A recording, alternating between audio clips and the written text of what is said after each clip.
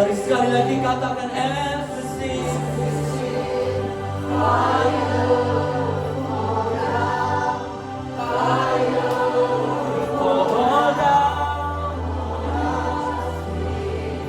Teman-teman, setiap kali saya datang ke KR, setiap kali saya datang kepada persekutuan, saya tahu Tuhan itu punya seperti apa ya? Kita punya Tuhan yang tidak terbatas, amin. Tapi itu seperti apa ya? Seperti bendungan yang Tuhan itu mau curahin selalu. Itu semua berkat, kesembuhan, pemulihan, apalagi semua yang terbaik itu pengen Tuhan curahkan. Nah, tapi seringkali penghalangnya itu siapa? Ya kita. Saya nggak tahu ini adalah KKR atau mungkin kebaktian kesekian dalam hidup kalian. Bahkan mungkin kalau saya coba hitung, mungkin ini adalah KKR kesekian ratusnya saya mungkin. Sekian ratus. Dan jangan sampai itu menjadi penghalang antara kalian dengan Tuhan. Jangan sampai kesuaman, kebiasaan, rutinitas, karena kalian gak kenal, karena kalian gak nyaman, karena panas. Siapa yang ngerasa panas di tempat ini? Nggak ada yang kepanasan? Cuma saya doang? Berarti nyanyinya kurang kuat dong, enggak ya? Panas. Tapi jangan sampai karena kepanasan, karena gak nyaman, karena kalian gak kenal sama kiri kanan kalian, itu menjadi penghalang antara kalian dengan Tuhan. Amin? Amin? Amin. Sekali lagi saya mau ajak sama-sama kita. Yuk pejamkan matamu. Mari pejamkan matamu teman-teman. Tetap boleh lepas tangannya, tapi tetap berdiri di tempatmu masing-masing. Biar sungguh antara engkau dengan Tuhan, teman-teman. Bagaikan tanah kering.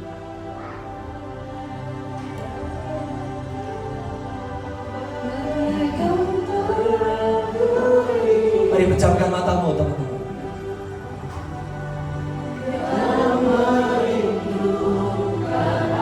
Mari pejamkan matamu antara engkau dengan Tuhan.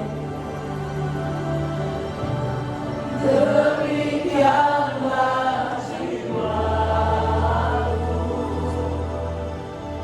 haus akan Engkau. Dia Tuhan yang tidak terbatas.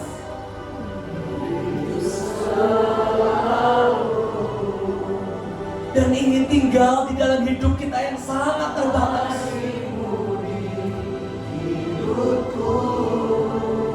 Mari sama-sama katakan, oh, memulihkan jiwaku,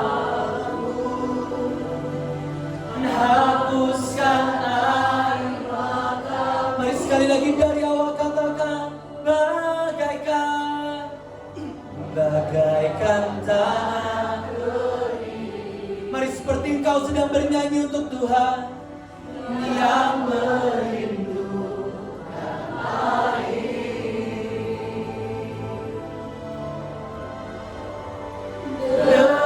Demikianlah jiwaku, haus akan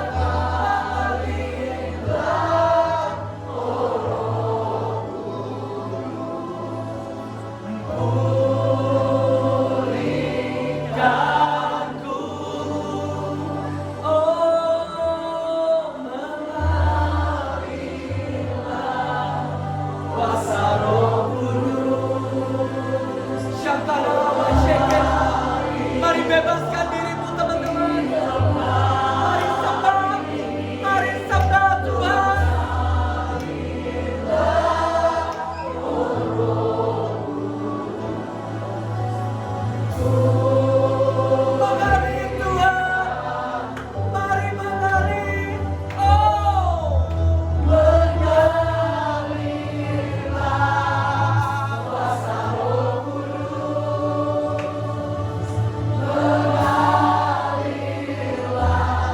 Mari Tuhan, mari yang sungguh-sungguh rindu akan kejuaraan hati ke surga. Mari aliri Tuhan.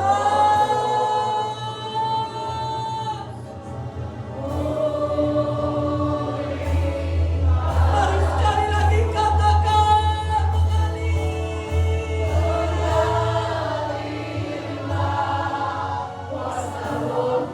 Teman-teman yang ada di tempat ini, kau yang punya masalah dengan ayahmu,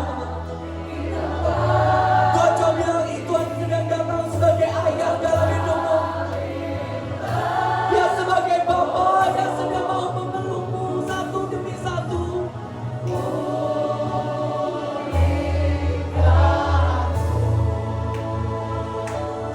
Ya Aba, Bapa. Mari boleh saya minta semua pemimpin di tempat ini bisa boleh mendoakan satu demi satu siapa yang ada di tempat ini. Mari kau yang serius, mari angkat tanganmu. Mari panggil namanya Bapa. Mari Bapa. Mari Bapa.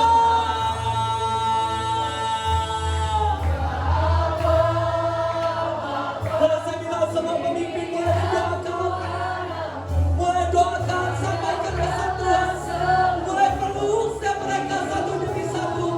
Biar sungguh pemulihan, biar sungguh kesembuhan, biar sungguh hari ini ada hubungan yang dikembalikan. Biar sungguh hari ini ada hubungan yang kembali dikembalikan. Antara kau dengan Tuhan, antara kau dengan Bapamu di surga. Mari boleh saya minta semua teman-teman konselor bisa mulai mendoakan.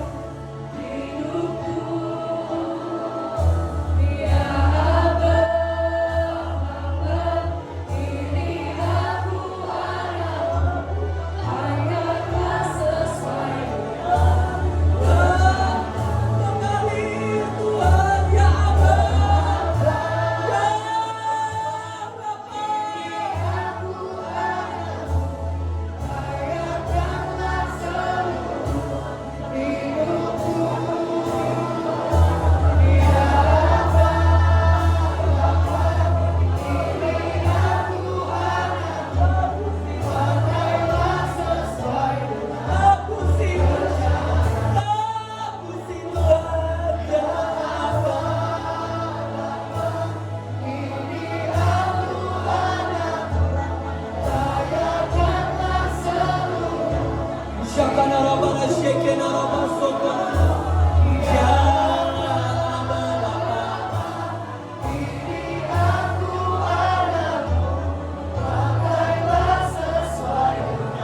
Mari panggil Tuhan.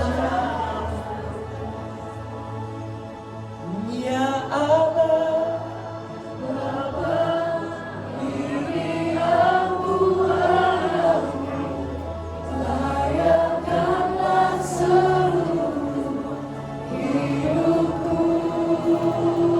oh ya Aba Bapa.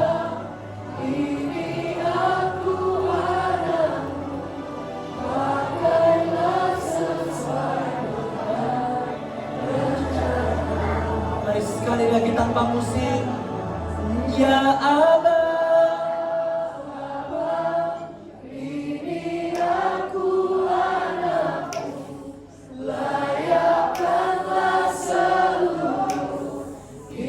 mari mengalir Tuhan.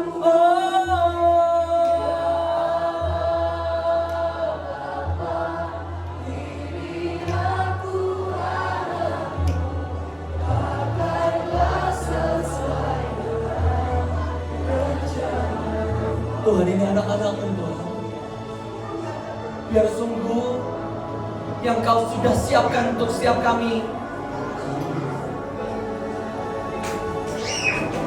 sungguh Kau bebas Tuhan beracara atas tempat ini. Sungguh Tuhan, bicara untuk setiap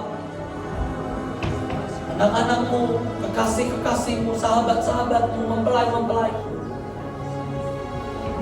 Bicara Tuhan, sampaikan isi hatimu. Terima kasih Tuhan. Terima kasih Tuhan. Terus beracara di tengah-tengah kami. Urapi lidah bibir hamba-Mu Tuhan, akan menyampaikan firman Tuhan. Sungguh mengalir yang dari Tuhan. Di dalam nama Yesus sungguh kami berdoa, sungguh kami mengucap syukur. Teman-teman silakan duduk.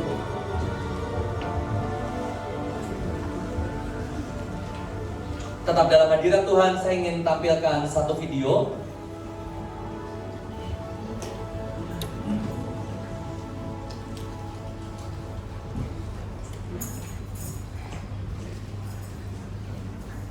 Teman-teman, video ini aku saya dapetin dari internet. Ini video asli. Ya, boleh di-play. Ada dua video. Yang pertama tentang lomba lari maraton di Cina. Dari semua pelari, kalau teman-teman lihat ada yang baju biru, itu adalah pelari Somalia yang memecahkan rekor. Ini ya, semuanya udah sampai ya. Dan ini juaranya. Tapi ada pelari yang baju biru tadi. Nah ini dia. Dia memecahkan rekor pelari paling lambat seumur Olimpiade, teman-teman. Pelari paling lambat. Dan setelah diselidiki ternyata dia adalah, terima kasih, dia adalah orang dalam. Dia punya kenalan.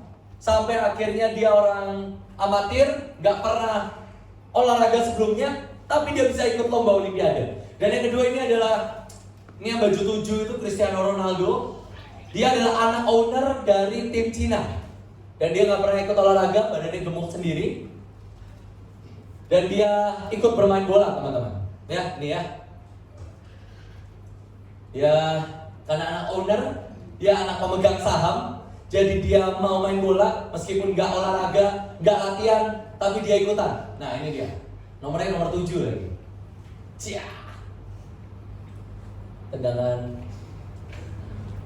menembus semesta. Nah ini dia. Ya opernya salah, marah-marah sendiri nanti dia. Ini saudara, akhirnya timnya kalah. Ini nomor 7. Nah teman-teman, dua video ini sempat viral di internet. Dan saya coba cek, emang benar ceritanya. Yang pelari Somalia, itu tadi dia kerebut barusan. Yang pelari Somalia itu benar. Dia ceritanya nggak tahu gimana sih, terakhir saya cek masih diinvestigasi sama negara gitu ya. Kok bisa ada pelari yang nggak pernah latihan bisa ikut? Ya kalau ini kelihatan lah dia anak owner gitu ya. Nah teman-teman, oke, thank you videonya. Tahukah kamu juga adalah anak owner? Setuju? Amin? Kita ini sama-sama anak owner. Dan kalau kalian tidak membuat diri kalian fit dan siap untuk bertanding, kita nggak jauh lebih beda dari dua orang tadi. Teman-teman bisa bayangin ya, itu lari perlombaan.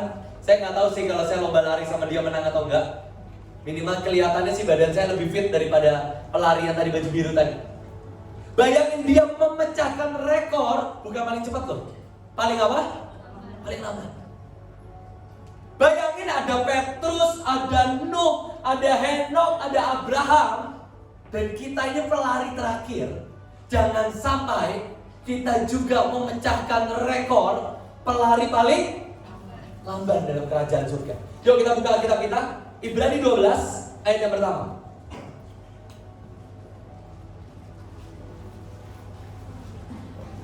Ibrani 12 ayat yang pertama.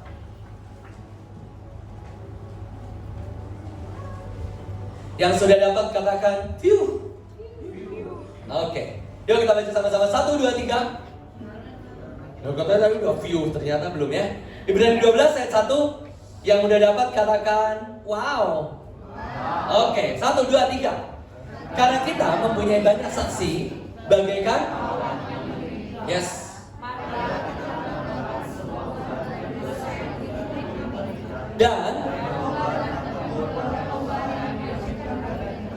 Teman-teman, kita ini lagi lari dalam sebuah lomba. Amin. Sama-sama katakan lomba. Dalam bahasa Inggris keren, kita tuh lari dalam a thick cloud. Dalam sebuah awan yang sangat tebal. Sampai seringkali kita nggak bisa melihat garis finishnya di mana. Bulan Februari lalu, papa saya meninggal di umur yang 60. Dan saya juga nggak pernah tahu papa saya sehat. Papa saya atlet, meskipun anaknya bukan atlet. Papa saya atlet, kami pernah renovasi rumah. Dan piala badmintonnya itu sampai 3 karung. 3 karung, juara 1, juara 2 itu sampai dikiloin teman-teman. Karena waktu itu renovasi rumah, mama saya ngomel-ngomel, ini piala-piala penuhin tempatnya katanya. Penuhin gudang, dijual aja udah, dikiloin teman-teman.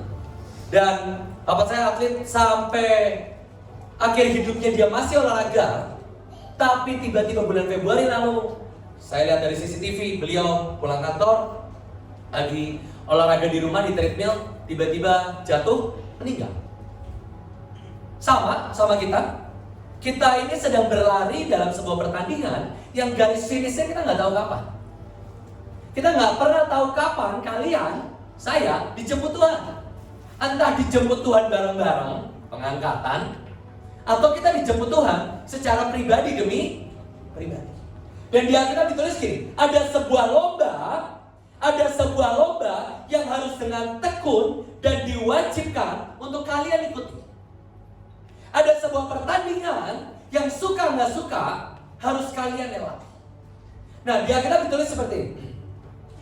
Marilah kita menanggalkan semua beban dan dosa. Makanya dari itu teman-teman, ada sebuah beban yang harus kita tinggalin. Supaya apa? Kita bisa berlari dan menyelesaikan tugas, menyelesaikan pertandingan dengan baik, dengan kuat. Sekali lagi ingat teman-teman video tadi. Kalau kita bilang ini anak owner gak tahu diri, udah tahu badannya gemuk, gak pernah olahraga, gak pernah latihan, sok-sokan ikut perlombaan, sok-sokan ikut main bola, hasilnya kita ini ya sama. Kita ini ya sama-sama anak owner. Dan kita ada dalam sebuah pertandingan iman, pertandingan keselamatan yang kita ikuti karena Tuhan mempercayakannya kepada kita. Yuk, mari kita sama-sama belajar, teman-teman. Mari kita buka sama-sama di Hakim-Hakim 15. Kalian ngerasa panas gak sih? Harus beli AC lagi. Hakim-Hakim 15. Siapa yang tahu cerita tentang Simpson? Tahu semua ya? Hakim-Hakim 15. Simpson adalah orang yang sangat kuat. Rambutnya gondrong atau cepat? Gondrong, yakin hidupnya cepat. Ya. Simpson adalah orang yang sangat luar biasa, dia dipakai Tuhan. Coba kita baca sama-sama ya. Kelemahannya Simpson apa? Rambutnya dicukur. Oke.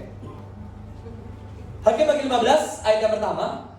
Teman-teman, terlepas dari rambutnya yang harus dicukur, Simpson itu punya kelemahan, yaitu dia suka sama perempuan Filistin. Simple. Dia nggak suka sama perempuan Israel. Dia sukanya sama perempuan Filistin. Padahal di Alkitab ditulis kamu jangan menikahi perempuan asing. Oke? Teman-teman bisa baca di rumah nanti Hakim-Hakim 15 ayat yang pertama. Simpson beberapa waktu kemudian dalam musim menuai gandum, teman-teman bisa buka sih dari Hakim-Hakim 14. Dia ini memang jatuh bangun dengan perempuan. Simpson mengunjungi istrinya, ini orang Filistin, membawa seekor anak kambing serta berkata, aku mau ke kamar mendapatkan istriku. Tetapi ayah perempuan itu tidak membiarkan dia masuk. Kata ayah perempuan itu, aku telah menyangka bahwa kau benci sama sekali padanya. Sebab itu aku memberikan kepada kawanmu. Istrinya dikasih ke orang. Bukankah adiknya lebih cantik? Kata Simpson, sekali ini aku tidak bersalah. Maka pergilah Simpson, ditangkapnya 300 anjing hutan. Diambilnya obor, diikatnya ekor dengan ekor. Ditaruhnya sebuah obor di tiap-tiap 2 ekor. Simpson buat gara-gara. Singkat cerita, Simpson, Hakim-Hakim 15 ayat yang ke-20. Hakim-Hakim 15 ayat yang ke-20. Dan setelah dia jatuh bangun dengan perempuan, dia jatuh bangun dengan kemarahan, dia jatuh bangun dengan semua pemberontakan yang dia punya. Hakim-Hakim 15 ayat yang ke-20. Ia memerintah sebagai hakim atas orang Israel apa? Dalam zaman orang Filistin berapa tahun? 20 tahun itu lama atau cepat sih? Lama atau cepat? Kalau teman-teman buka ayat selanjutnya, Hakim-Hakim 16 ayat yang pertama. Hakim-Hakim 16 ayat yang pertama. 1, 2, 3. Pada suatu kali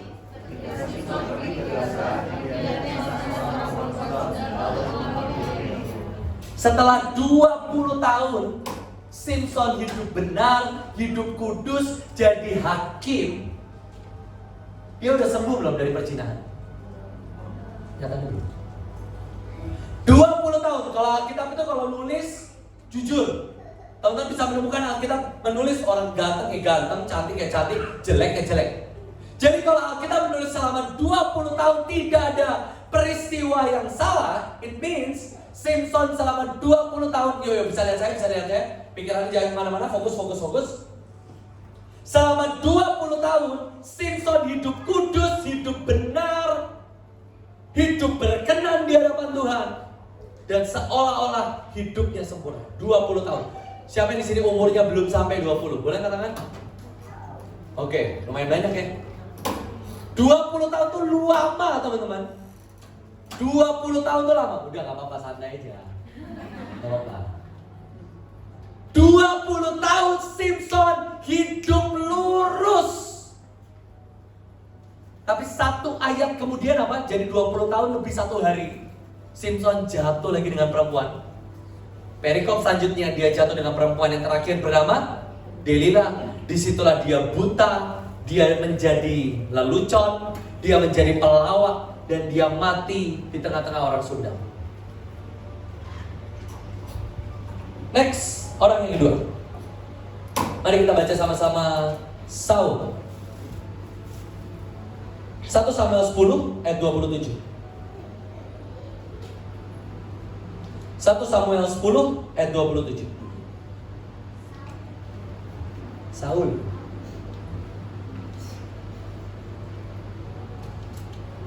Satu Samuel 10 ayat 27. Tetapi orang-orang Dursila berkata, masakan orang ini dapat menyelamatkan kita? Mereka menghina dia dan tidak membawa persembahan kepadanya, tetapi ia apa? Saul ini punya masalah dengan dia tidak merasa diterima oleh bangsa Israel.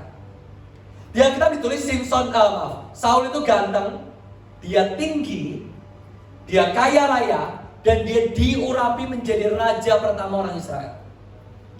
Cukup keren gak sih? Tapi dia ini punya masalah dengan minder.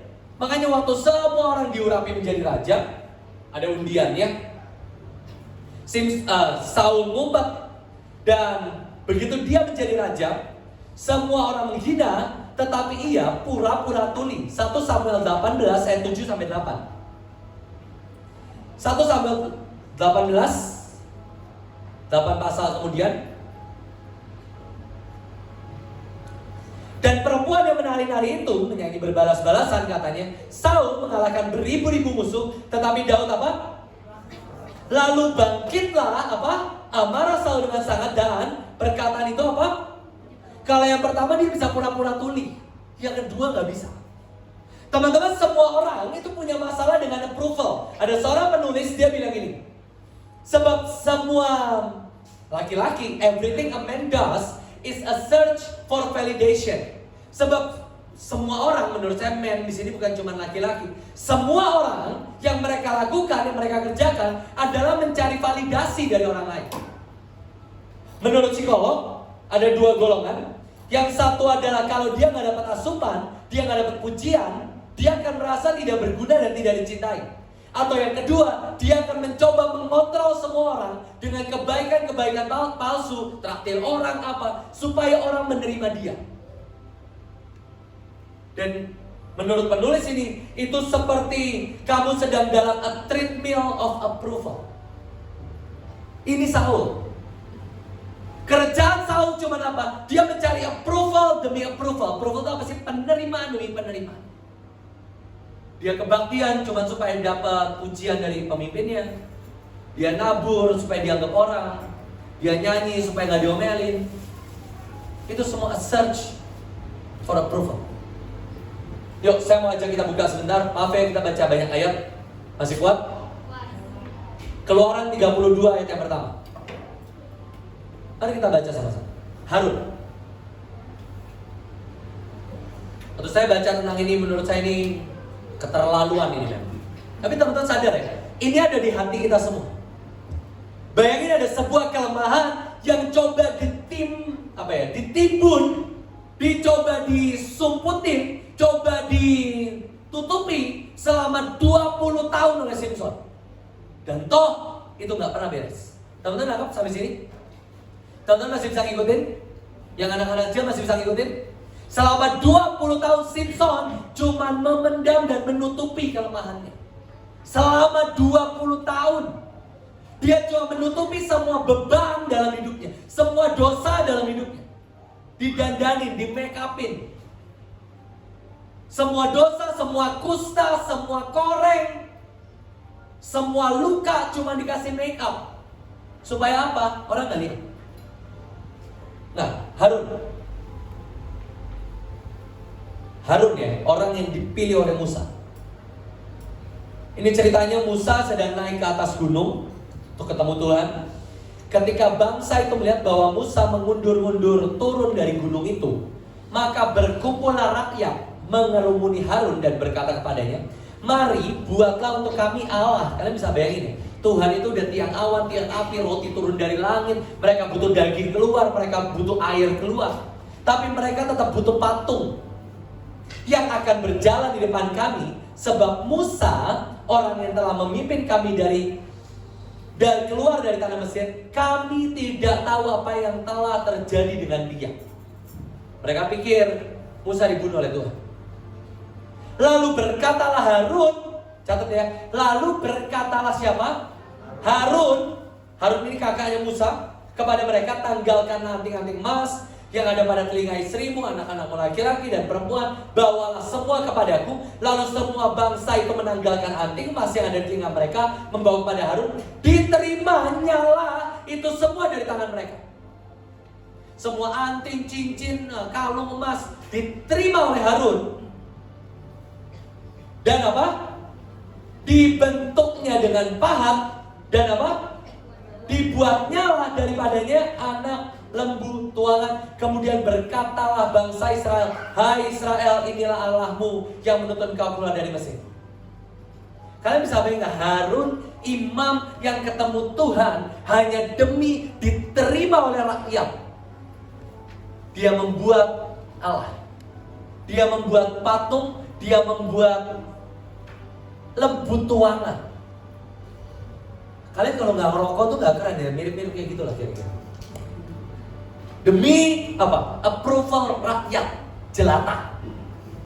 Lu kalau nggak pacaran nggak keren, lu nanti jomblo seumur hidup, lu nanti perjaka tua, perawan tua. Itu adalah omongan rakyat jelata. Nah, tapi nggak selesai. Coba buka Keluaran 32 ayat 21. Singkat cerita, Koko Musa pulang. Dedek, karena Musa ini adiknya Harun. Dedek Musa turun dari gunung, malah dia ngeliat ada lembu emas. Musa baru bertemu dengan Allah, bertemu dengan Tuhan. Yuk teman-teman bisa buka di Alkitab, Keluaran 32 ayat 21. Lalu berkatalah Musa kepada Harun, "Apa yang telah dilakukan bangsa ini kepadamu sehingga engkau mendatangkan dosa yang sebesar itu kepada mereka?" Jawab Harun, "Jangan bangkit amarah Tuanku. Engkau sendiri tahu bahwa bangsa ini jahat semata-mata." Ini kurang ajar ini. Tadi yang nyuruh ngumpulin emas siapa? Tapi Harun nyalahin siapa? Ini Musa ini loh, orang jahat ini loh. Dan mereka berkata kepadaku, "Buatlah kami Allah." Ini lebih konyol lagi, "yang akan berjalan di depan kami, sebab Musa ini adalah orang yang telah memimpin kami. Kami tidak tahu apa yang terjadi dengan dia." Lalu aku berkata kepada mereka, "Siapa yang punya emas haruslah menanggalkannya." Sampai sini benar kalimatnya. Oke, masih bisa ngikutin? Kalimat selanjutnya gini, "Mereka memberikan kepadaku, aku melempar emas itu ke dalam api, dan keluarlah anak lembu ini." Harun pengen buat sulap. Enggak, Musa. Yang pertama, orang-orang ini jahat.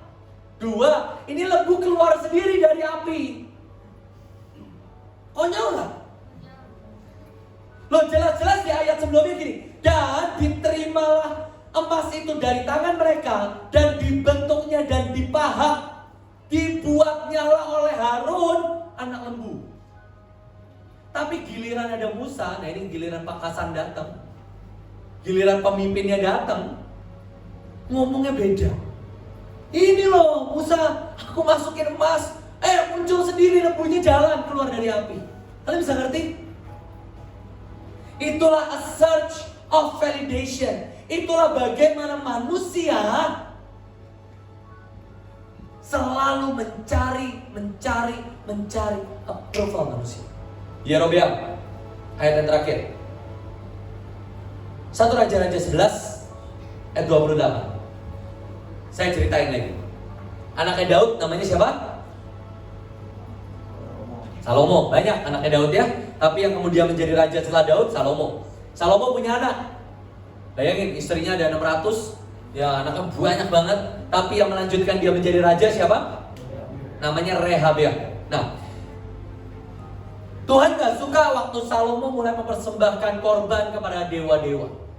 Salomo ini ya sama. Dia mencari validasinya bukan kepada rakyat, mencari validasinya kepada istri-istrinya. Makanya teman-teman, jangan punya istri kebanyakan. Satu aja cukup. Singkat cerita, Salomo ini menyembah berhala. Teman-teman masih bisa nangkep nggak? Ini kayak firmannya terlalu berat ya. Saya harusnya khotbahin cetek-cetek aja, lucu-lucu gitu ya, stand up comedy gitu ya. Dan kemudian di Alkitab ditulis gini, yuk 1 Raja-Raja 11 ayat yang 28. Tuhan gak suka sama Rehabeam, Tuhan gak suka sama Salomo. Dan Tuhan membangkitkan satu orang lagi, namanya Yerobeam. Kok namanya bisa mirip ya? Ajaibnya Tuhan. Yerobeam ini siapa? Pembantunya Salomo. Yuk, 1 Raja-Raja 11 ayat 28. Yerobeam adalah seorang tangkas. Jadi emang hebat ini orang. Dia kerja bagus, pinter, rajin menabung. Ketika Salomo melihat bahwa orang muda itu adalah orang yang rajin bekerja, maka ditempatkanlah ia mengawasi semua pekerja wajib dari keturunan Yusuf. Pada waktu itu ketika Yerobeam keluar dari Yerusalem, ada nabi datang mendatangi dia di jalan dan berselubungan kain baru, dan hanya mereka berdua ada di padang. Ahia memegang kain baru, lalu dikoyakkan menjadi 12 koyakan. Dan ia berkata kepada Yerobeam, ini kepada hambanya Salomo, orang yang kemudian diurapi menjadi raja setelah Saul, setelah Daud. Orang ketiga adalah Yerobeam. Ambillah bagimu 10 koyakan, sebab beginilah firman Tuhan Allah Israel, sesungguhnya aku akan mengoyakkan kerajaan itu dari tangan Salomo dan akan memberikan kepadamu 10 suku. Bayangin dari seorang pembantu, maaf ya, dari seorang hamba, dari seorang karyawan, seorang nabi datang dan memberikan kepada kamu akan jadi raja. Ini 10 suku. Dahsyat gak sih?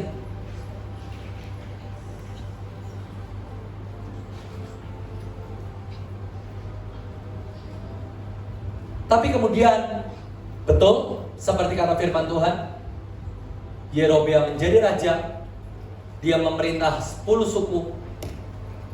Hati Tuhan ada kepada Yerobeam.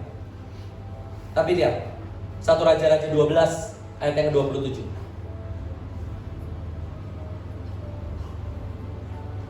Masalahnya rumah Tuhan itu ada di Yerusalem.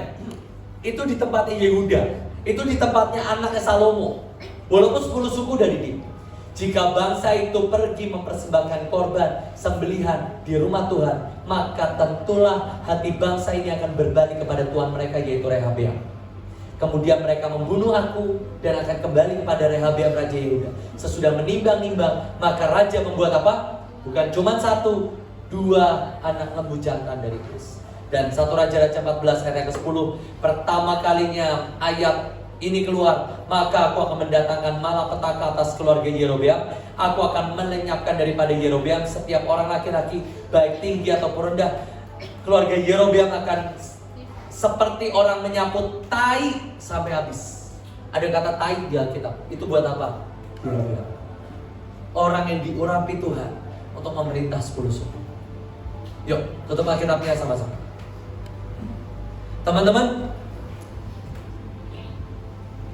kita ini hidup mencoba mencari a validation, penerimaan. Saya nggak tahu berapa banyak teman-teman yang bisa ngerti. Kita adalah anak owner yang ditaruh Tuhan dalam sebuah pertandingan. Tapi hari ini apakah pengejaran hatimu, apakah pengejaran hidupmu adalah sungguh-sungguh mengejar Tuhan? Apakah engkau benar-benar berlari mengejar apa yang Tuhan mau? Atau kamu cuma cari apa yang kata orang ini, kata orang ini, kata orang ini? Kata orang ini bagus, kata orang aku harus jadi orang kaya, kata orang aku harus kuliah, kata orang aku harus A, B, C, A, B, C. Dan engkau tidak pernah melakukan apa yang Tuhan. Dan kau hanya hidup untuk dirimu masing-masing. Teman-teman, ada 826 kali kata tentang hati, kata Tuhan. 826 kali kata tentang hati. Tuhan itu mengingini yang di sini. Dan 0 kali kata tentang otak. Semua yang kalian pikir baik, semua yang kalian pikir itu benar.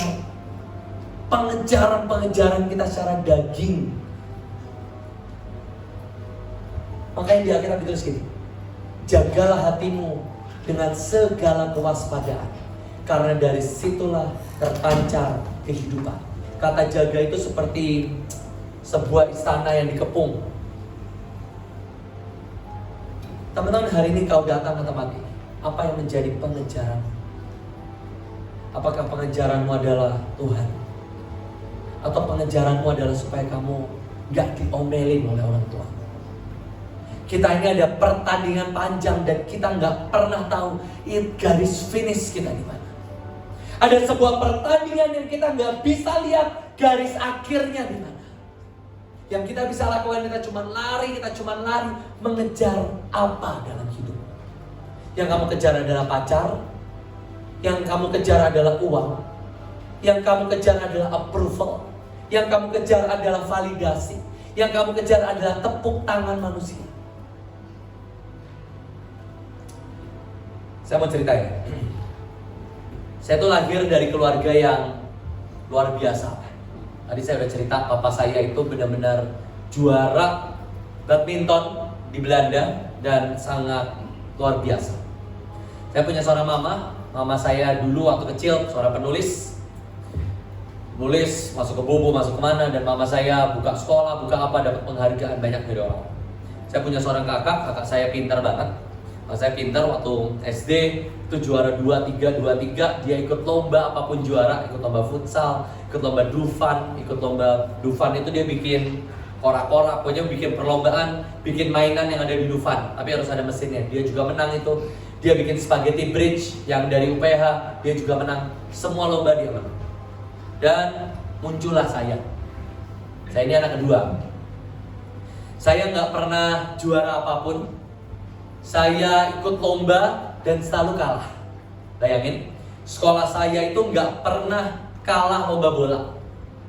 Sekolah kami jago banget bola. Koko saya kipernya juara 1, 2, 3, koko saya. Saya jadi striker.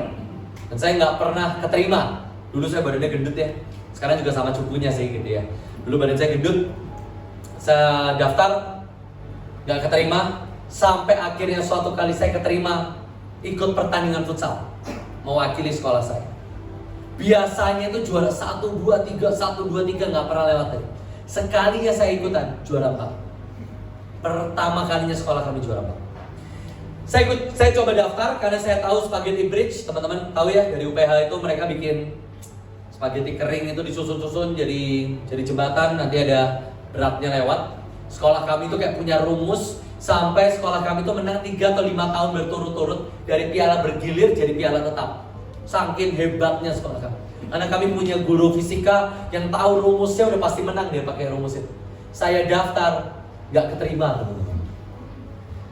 Saya anak tengah, kalau sekelas ada 20 orang, saya kira-kira ranking 7, ranking 9, ranking 10. Kalau satu kelas ada 10 anak, saya ranking 4, saya ranking 5. Pokoknya saya selalu middle.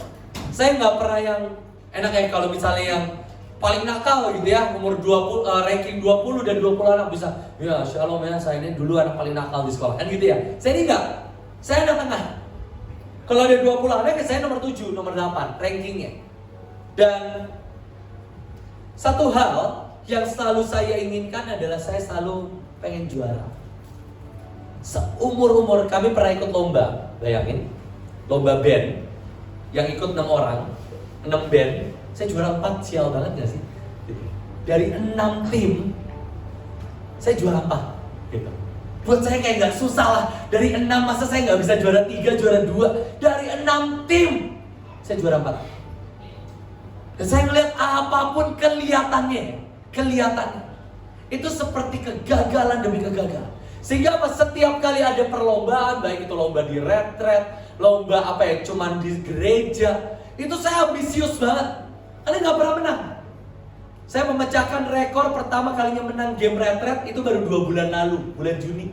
Seumur hidup saya umur 28 tahun, seumur-umur baru pertama kali saya menang di game retret 2 bulan lalu. Pecah telur akhirnya, pertama kalinya.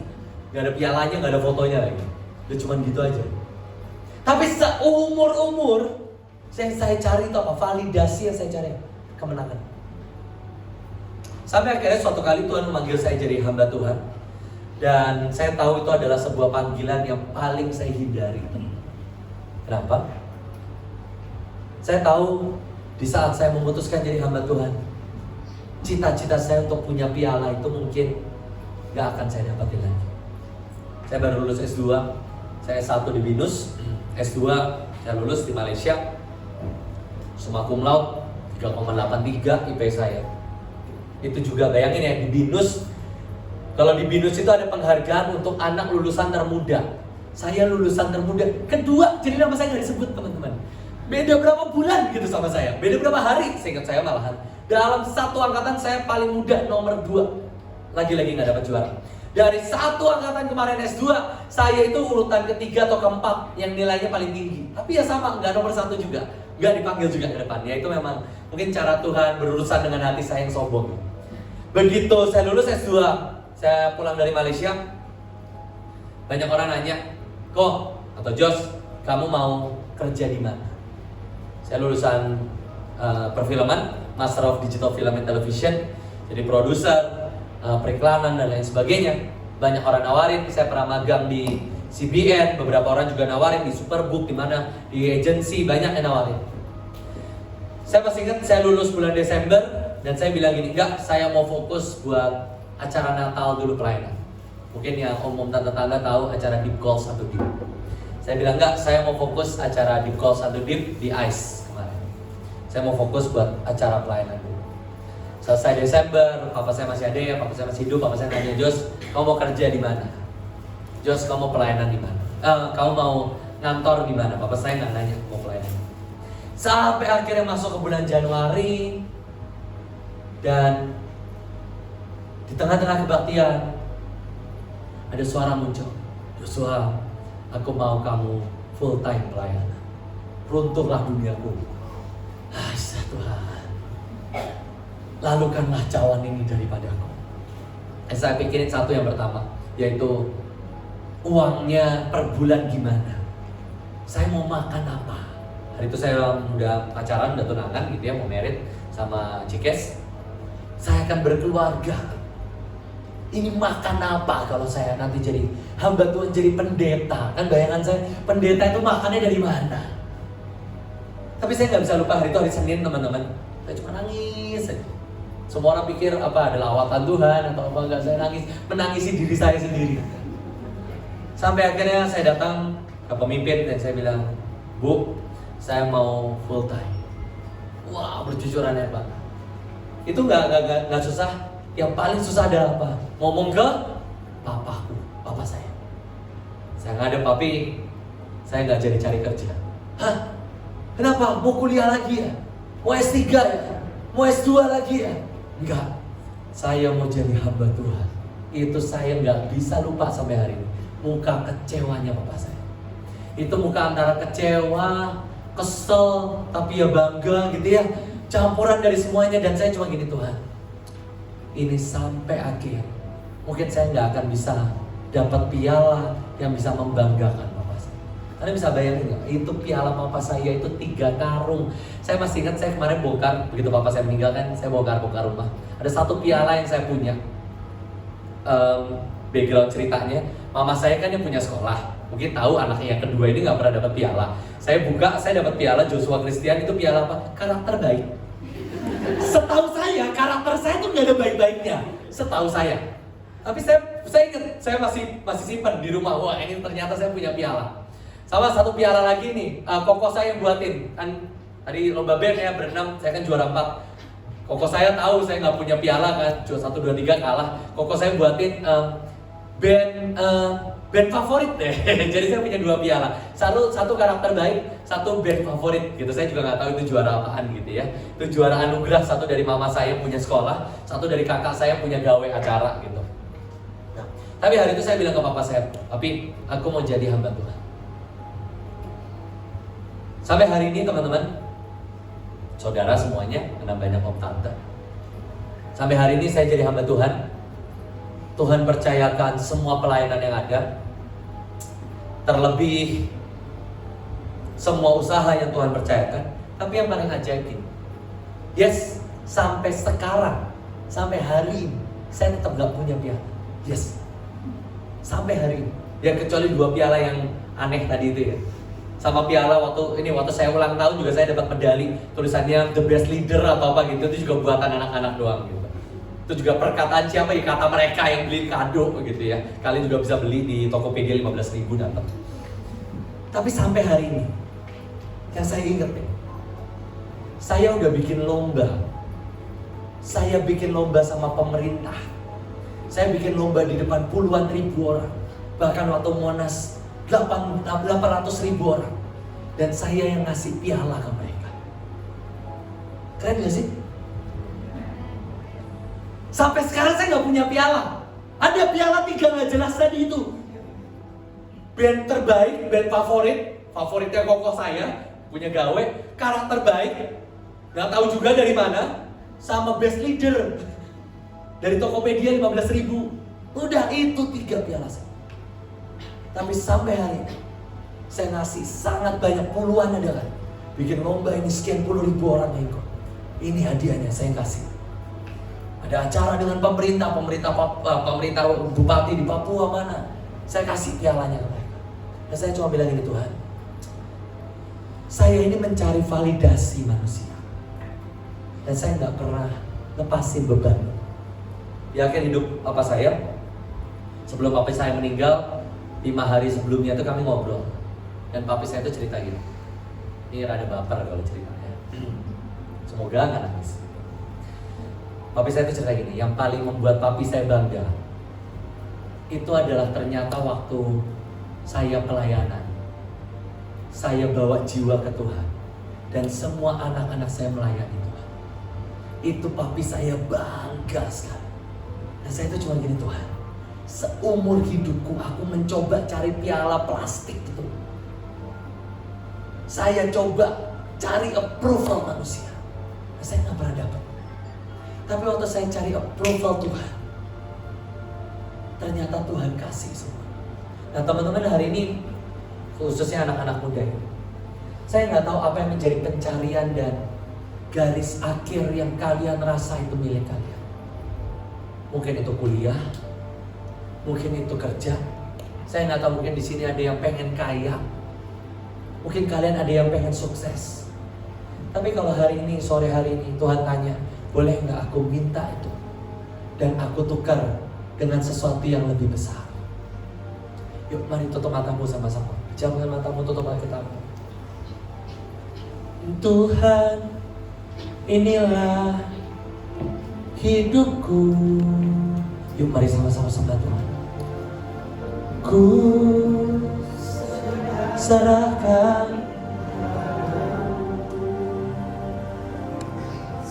segala cita-citaku, masa depanku, jadi milikmu. Orang yang di depan kalian ini yang lomba nyanyi dari 6 orang, juara 4. Tapi hari ini saya ketemu dengan penyanyi-penyanyi di dunia. Dia nyanyi, saya khotbah. Saya pernah khotbah sama Elo. Kalau kalian masih kenal Elo, Jeffrey Macita, Alvin. Mereka WL-nya saya khotbah. Tiba-tiba ada sebuah pertukaran ilahi. Tiba-tiba ada sebuah pertukaran waktu kalian kasih hidup kalian. Tuhan tukar dengan sesuatu yang lebih glorious dari yang pernah kalian bayangkan. Mari pejamkan matamu teman-teman. Saya nggak tahu validasi, saya nggak tahu mimpi dan kerinduan yang kalian pendam.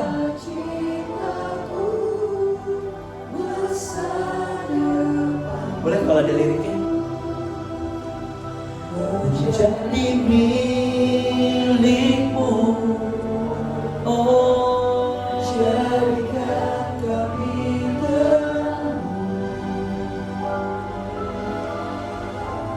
di tengah kegelapan dunia, membawa bangsa-bangsa kepadamu, Tuhan, kerinduanku. Bagimu Tuhan, bagimu Tuhan, seluruh hidup. Pakailah Tuhan bagi kemuliaan-Mu, genapi seluruh rencana-Mu, sampai bumi penuh kemuliaan-Mu. Tentu saya nggak tahu mimpi apa yang kalian punya dalam hidup kalian. Mimpi Simpson satu, untuk menikahi orang Filistin. Mimpi Saul satu, dia ingin diterima oleh rakyat. Saya bisa berkata mimpi Harun, mimpi Musa. Tapi hari ini Tuhan tanya, adakah anak-anak muda di tempat ini? Kalian mau letakkan mimpimu untuk ditukar dengan mimpi Tuhan dalam hidup. Mungkin kau berkata, Kak, aku cuma pengen keluargaku utuh. Dan Tuhan tanya, bolehkah aku minta mimpi itu? Dan aku akan pakai engkau jadi pemersatu gereja-gereja di seluruh Tangerang. Hari ini Tuhan tanya, adakah orang-orang yang mau meletakkan semua validasi keinginan dalam hidupnya untuk benar-benar menangkap mimpi Tuhan, visi Tuhan dalam hidup. Mari sama-sama sekali lagi nyanyikan dari awal. Tuhan, Tuhan, Tuhan, inilah hidupku. Yang kalian tahu hari ini Tuhan memanggil kalian, saya undang yuk bangkit berdiri sama-sama di hadapan. Yang kau tahu Tuhan sedang berbicara dan berkata dalam hidupmu, mari bangkit berdiri. Biar sungguh nyata engkau dengan Tuhan. Gak usah lihat kiri, gak usah lihat kanan. Biar sungguh nyata engkau dengan Tuhan. Tuhan gak minta uangmu, Tuhan gak minta. Tuhan minta apa yang ada di tanganmu hari ini. Di tengah kegelapan dunia, bangsa-bangsa kepadamu. Mari sama-sama bawa lagu ini di hadapan Tuhan. Mari bawa hidupmu bagimu Tuhan. Bagimu Tuhan, seluruh hidup kami Tuhan.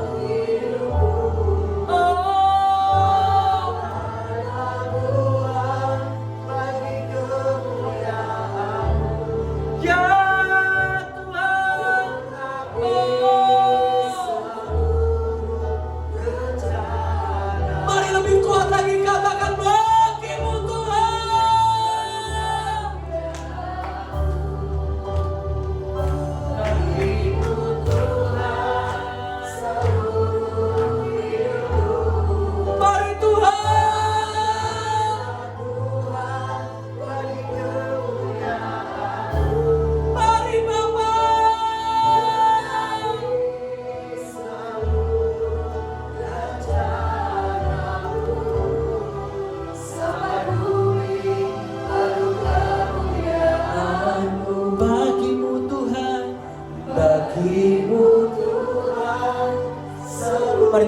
kau yang serius?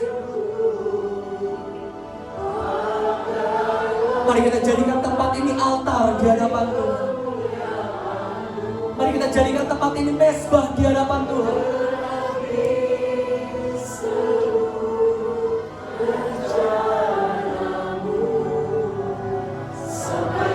Tuhan cuma bilang gini, ada beberapa kalian yang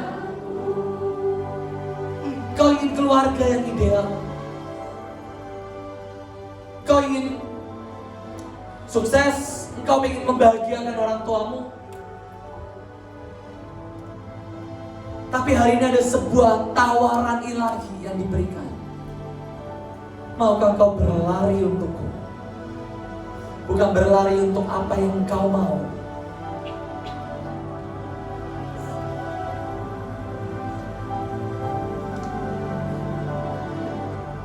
Dengar dia panggil, dengar dia panggil.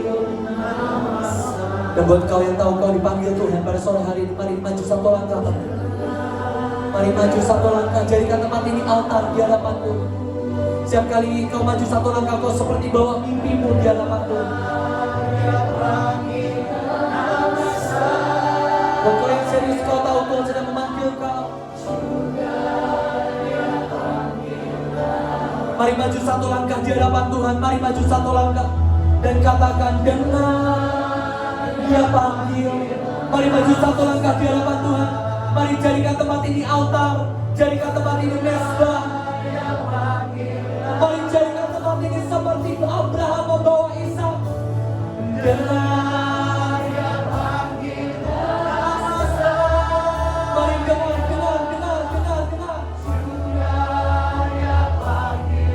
Mari lebih tinggi lagi katakan, oh, dia panggil nama saya. Dan dengar dia panggil nama. Mari maju satu langkah di hadapan Tuhan. Seperti Abraham membawa Ishak. Mari. Bawa setiap mimpimu di hadapan Tuhan. Mari angkat kedua tanganmu ke surga. Mari sekali lagi katakan, dengar.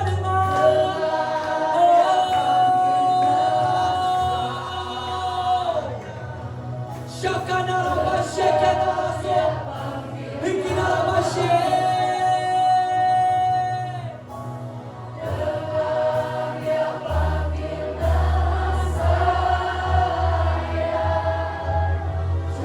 Mari satu langkah lagi, dengar.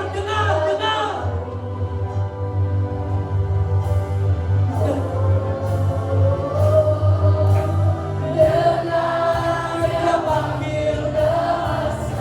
Mari mulai doa. Syakana rabaso. Biar hari ini ada mimpi-mimpi yang diberikan oleh Tuhan. Ada visi-visi yang baru. Mari sekali lagi katakan, dengar. Wow. Dengar. Eke karabasa kana rabba shekena raso.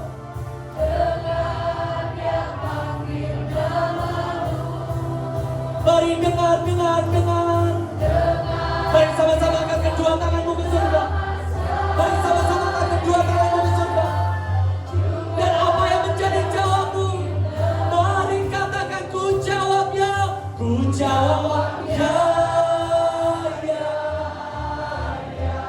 Syakana rapaso. Syakana rapashe. Ku jawab ya.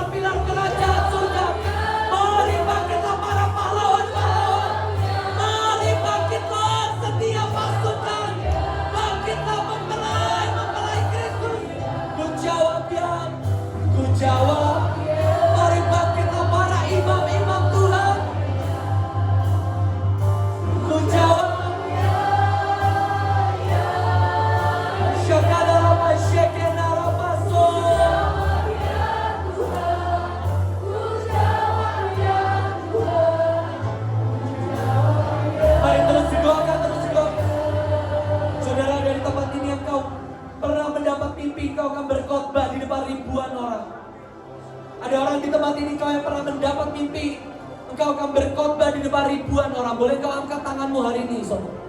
Kau yang pernah dapat mimpi atau dapat nubuatan dari seorang hamba Tuhan, engkau akan berkhotbah di depan ribuan orang. Boleh angkat tanganmu, teman-teman?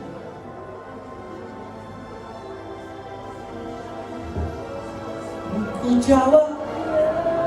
Kalau kau pernah mendapat mimpi untuk berkhotbah di depan ribuan orang, kau pernah dinubuatkan, boleh saya undang untuk maju ke depan, biar saya mendoakan. Mari semua yang tetap tutup matamu. Saya tahu di tempat ini kau yang, saya lihat ada Tuhan sedang memanggil kau menjadi donatur, menjadi pelayan Tuhan, menjadi hamba-hamba Tuhan. Syakarapa seke karapa sokon. Mari doa. Mari berbahasa Arab.